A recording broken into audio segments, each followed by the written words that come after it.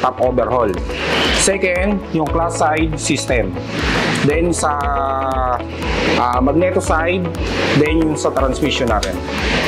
Dito naman yung electrical system natin. Dito naman malalaman natin kung hanggang saan na yung kakayanan ng mga mekaniko natin pagdating sa electrical system. Tulad ng lighting system, starting system, ignition system, then alternator system. My name is Maynard Barrera from After Sales Department.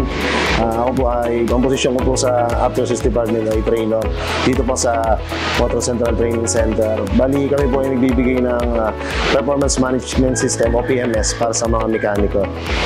Tinitingnan namin kung paano sila gumawa ng proper way ng pag-tune up, pag-check ng gulong, mga engine support, valve clearance, air filter, change lock replay, sa clutch preplay, throttle preplay, kumbaga lahat dapat alam nila, o pati sa mga spokes dapat check din nila para alam nila na kung ano yung dapat i-check sa bawat nagpapamaintenance yung customer natin. Mas may ayos nila yung kondisyon ng motor ng customer.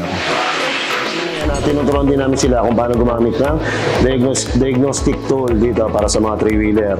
Katulad dito, ayan, para mas mapabilis yung trabaho nila, makita nila yung mga fault code ng bawat problema ng three wheels, at isa pa, pwede nilang gamitin pan-check na actuator test. Katulad dito, pwede nilang ma-check kung nagana yung ignition coil through actuator. Sige, ayan. Kung makikita mo, ayan, may kuryente. Ngayon, hindi mo na kailangan pang mag-manual test. Diyan pa lang, malalaman mo na kung sira yung linya or may problema yung ignition coil.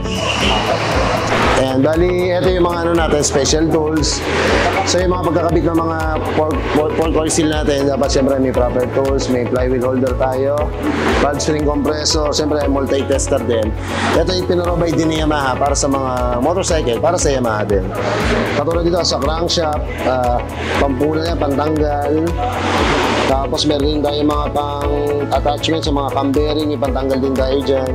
Flywheel magneto. Dito naman, meron din tayong installer ng mga bearing, kasama rin yan. So, inner bearing puller, yung mga mahirap tanggalin. Hindi yung basta nagpupukpok tayo kasi pwedeng masira or madamage yung engine. Sa mga oil filter ng mga R3, meron din tayo yan. Ang hangin ng gulong, yan, hindi yung basta hangin lang. Siyempre, may mga